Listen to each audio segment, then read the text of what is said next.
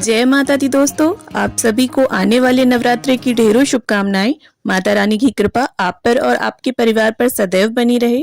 इसी मंगल कामना के साथ आज की इस वीडियो में मैं आप सभी के लिए नवरात्रि की बहुत ही सरल पूजा विधि लेकर आई हूँ। तो जो नवरात्रे हैं वो साल में 4 आते हैं, उसमें से 2 प्रकट नवरात्रे और 2 गुप्त नवरात्रे होते हैं। प्रकट नवरात्रे देखिए एक चैत्र माह में आते हैं और दूसरे आश्विन माह में। और चैत्र माह में पड़ने वाले नवरात्रे को चैत्र नवरात्रे बोला जाता है और अश्विन माह में पड़ने वाले नवरात्रे को शारदीय नवरात्रे बोलते हैं। और जो गुप्त नवरात्रे होते हैं वो विशेष साधना के लिए किए जाते हैं।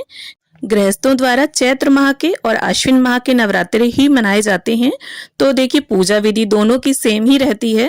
तो चलिए अब हम पूजा की विधि देख लेते हैं। तो नवरात्रि की जो चौकी की स्थापना है वो पूरे 9 दिन के लिए की जाती है। 9 दिनों तक चौकी को बिल्कुल भी हिलाया नहीं जाता है। तो आप पहले ही जगह को सुनिश्चित कर लें, एक पवित्र और शांत जगह को चुनें। और इस प्रकार से देखिए मैंने यहाँ पर चौकी लगा ली है। चौकी के ऊपर लाल रंग का वस्त्र बिछा लिया है। अब देखिए सबसे पहले हमें कलश की स्थापना करनी होगी। कलश स्थापना नवरात्रि में अनिवार्य होती है। तो यहाँ इस पूजन में जो जो अनिवार्य चीजें हैं वही मैं आपको करके दिखाऊंगी। तो इस प्रकार से चावलों की मदद से हम अष्टदल कमल की आकृति को बना लेंगे। काफी आसान होता है अष्टदल कमल बनाना। आपको इस तरह से 8 लाइनें खींच देनी है। और देखिए पूजा में प्रयोग होने वाले चावल आप साबुत लें, बिल्कुल भी टूटा चावल नहीं होना चाहिए। किसी भी पूजा में टूटा हुआ चावल प्रयोग नहीं किया जाता। अगर आपके पास समय की कमी है तो अष्टदल कमल बनाना जरूरी नहीं, आप थोड़े से चावलों के ऊपर भी कलश को स्थापित कर सकते हैं। तो यहाँ पर मैं नवरात्रि की चौकी की स्थापना की बहुत ही सरल विधि आपको बता रही हूँ। तो इसके बाद हमें एक लोटा लेना है। देखिए लोटा आप पीतल, तांबा या मिट्टी का भी ले सकते हैं। और इसके बाद उसके कंठ पर हमें मोली बांध लेनी है। और इसके बाद अब हम इस पर स्वास्तिक का चिन्ह बनाएंगे। तो यहाँ रोली से, सिंदूर से, कुमकुम से, किसी से भी आप स्वास्तिक का चिन्ह जरूर बना लें। और आप चाहें तो कलश के ऊपर श्री या ओम भी लिख सकते हैं। तो इस प्रकार से देखिए स्वास्तिक का चिन्ह बनाने के बाद अब हमें सबसे पहले कलश के अंदर गंगा जल डालना है। फिर शुद्ध जल से इसे कंठ तक हम भर लेंगे। और शुद्ध जल से मेरा मतलब आपके पीने वाले जल से है। और इसके बाद अब हमें इसमें एक हल्दी की गांठ डालनी है। सिक्का, सुपारी ये वस्तुएं डाल लेंगे। और आपके पास अगर हल्दी की गांठ ना हो तो आप हल्दी का पाउडर भी डाल सकते हैं। अब इसके साथ ही देखिए थोड़े से अक्षत, चंदन, रोली ये सभी सामग्री हम कलश के अंदर डाल लेंगे। अब इसके बाद देखिए हमें एक जटा वाला पानी वाला नारियल चाहिए होगा। आप उसको हिलाकर देख लें, पानी जो है वो होना चाहिए उसमें। अब यहाँ पर नारियल के ऊपर भी मैं स्वास्तिक बना रही हूँ रोली से। अगर आप चाहें तो बनाएं, ना चाहें तो खाली रोली या चंदन या कुमकुम से तिलक भी कर सकते हैं। तो इस प्रकार से मैंने स्वास्तिक बना लिया है। और अब हमें लेना है एक चुनरिया नारियल पर लपेटने के लिए। तो देखिए यहाँ पर आप लाल कपड़ा भी लपेट सकते हैं नारियल के ऊपर, या फिर आप कलावे को भी लपेट सकते हैं। अब इसके बाद देखिए चुनरी के ऊपर से मैं कलावे को लपेट दूंगी, जिससे चुनरी जो है वो इधर उधर खिसके ना। और क्योंकि देखिए 9 दिन के लिए स्थापना करनी होती है तो हमें नारियल को, चौकी को, किसी भी वस्तु को एक बार स्थापित करने के बाद हिलाना नहीं है। 9 दिन बाद ही इस चौकी को हटाना होता है। अब इसके साथ ही कलश पर लगाने के लिए यहाँ पर मैंने 5 पल्लव लिए हैं, यानी 5 आम के पत्ते लिए हैं मैंने यहाँ पर, और उन्हें चंदन और रोली से टीक लिया है। और अगर आपको आम के पत्ते ना मिले तो आप अशोका के या पान के पत्ते भी कलश के अंदर सजा सकते हैं। तो इस प्रकार से अब हम कलश को अष्टदल कमल के ऊपर स्थापित कर लेंगे। अब यहाँ पर देखिए मैं इस नारियल को खड़ा रखने वाली हूँ, यानी जो मुख है नारियल का उसको ऊपर की ओर रखने वाली हूँ। तो यहाँ पर देखिए बहुत से कमेंट्स आएंगे कि नारियल को खड़ा नहीं रखा जाता, अपनी ओर रखा जाता है। तो आप या तो नारियल का मुख जो है उसको ऊपर भी रख सकते हैं या अपनी ओर भी रख सकते हैं। नारियल का मुख कलश के अंदर नहीं होना चाहिए। तो लीजिए इस तरह से श्री कलश हमारा स्थापित हो गया। अब थोड़े से अक्षतों का आसन देते हुए, यहाँ माता रानी की मूर्ति है मेरे पास तो मैं उन्हें स्थापित करूंगी। अगर आपके पास मूर्ति है तो उन्हें स्थापित करें, फोटो है तो फोटो भी रख सकते हैं आप। अब इसके साथ ही देखिए थोड़े से अक्षतों का आसन देते हुए हम यहाँ पर गणपति जी की स्थापना कर लेंगे। तो यहाँ मंदिर के छोटे से गणपति जी हैं मेरे, मैं उन्हें स्थापित कर लूंगी। अगर आपके पास गणपति जी की मूर्ति ना हो तो आप सुपारी के रूप में भी गणपति जी की स्थापना कर सकते हैं। साथ ही हम एक शुद्ध देसी घी का दीपक रख लेंगे। तो ये जो स्थापना है ये अनिवार्य स्थापना होती है इतनी, इसके अलावा देखिए बहुत से लोग ज्वारे बोकर स्थापित करते हैं, नवग्रह बनाते हैं, षोडश मातृकाएं बनाते हैं चौकी पर। लेकिन मैं यहाँ पर आप सभी के साथ नवरात्रि की सबसे सरल विधि शेयर कर रही हूँ, इसलिए मैंने यहाँ जो अनिवार्य स्थापना है वो कर ली है।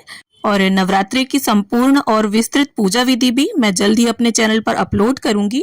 तो इसके बाद देखिए सबसे पहले हम दीपक को प्रज्वलित कर लेंगे और धूप बत्ती भी मैंने यहाँ पर जलाकर रख ली है। अब गंगा जल और फूल की सहायता से स्नान की भावना से हम सभी को छींटा दे देंगे और चौकी पर भी गंगा जल के छींटे मारते हुए चौकी को पवित्र कर लेंगे। अब गणपति जी को वस्त्र की भावना से यहाँ कलावा अर्पित कर दिया है मैंने और इसके बाद हम जनेऊ अर्पित कर देंगे। तो देखिए जनेऊ ना हो आपके पास तो आप कलावे को या कच्चे सूत को भी 5 या 7 बार लपेट कर जनेऊ की भावना करते हुए अर्पित कर सकते हैं।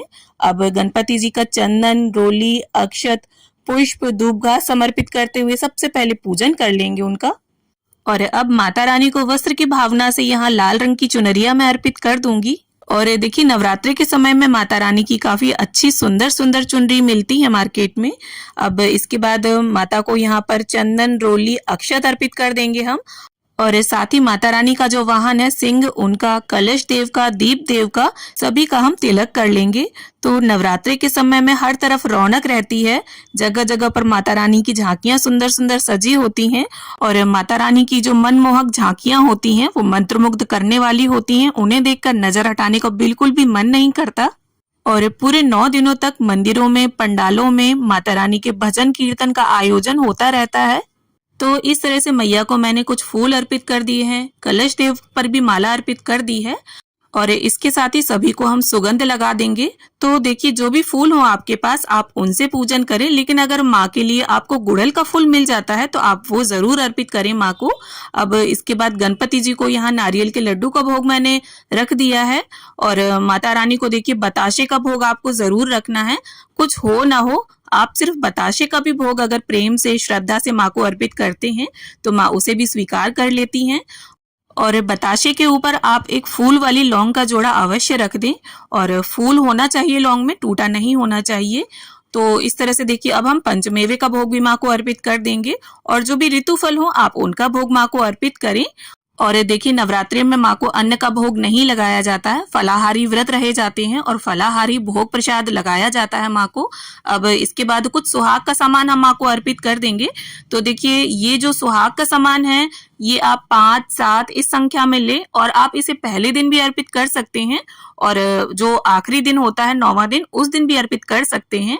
अब इसके बाद कुछ आप अपने यथा सामर्थ्य दक्षिणा जरूर अर्पित कर दें, इससे पूजा में अगर कोई कमी होगी तो वो पूरी हो जाएगी। अब इसके बाद देखिए नवरात्रि में हवन करना भी अनिवार्य होता है। तो यहाँ पर मैंने एक प्लेट पर अक्षत और पुष्प डालकर गाय के गोबर के उपले को सुलगाकर एक हवन कुंड रख लिया है।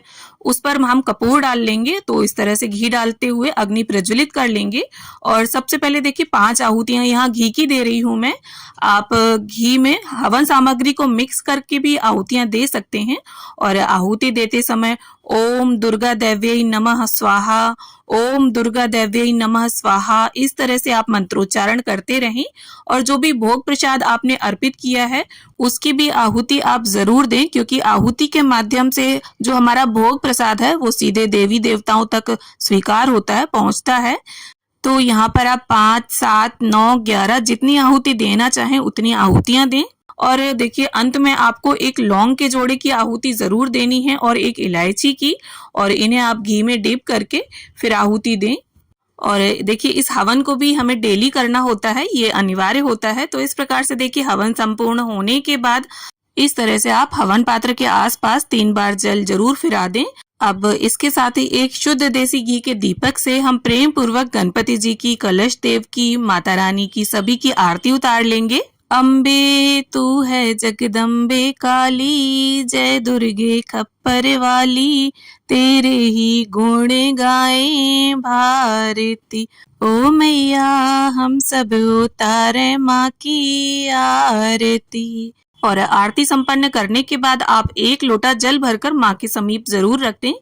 अब इसके साथ ही आप दुर्गा माँ से संबंधित कोई भी पुस्तक पढ़ते हो, चाहे वो दुर्गा चालीसा हो, दुर्गा सप्तशती हो या दुर्गा स्तुति हो, आपको सीधे हाथ में पुष्प या अक्षत लेकर उस पुस्तक का पठन करना चाहिए।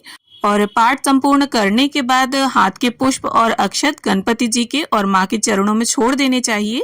अब इसके बाद हाथ जोड़कर माता से पूजा में रही कमियों के लिए हम क्षमा याचना कर लेंगे और ऐसी प्रार्थना कर लेंगे कि माँ अपना आशीष सदैव अपने बालकों पर बनाए रखना। तो उम्मीद करती हूँ नवरात्रि पूजन की ये सरल विधि आप सभी को जरूर पसंद आएगी। वीडियो अच्छी लगे तो इसे लाइक शेयर करें और मेरे साथ जुड़े रहने के लिए चैनल को सब्सक्राइब कर लें। तो मिलते हैं इसी तरह के एक अन्य वीडियो में, तब तक के लिए happy Navratri to all of you.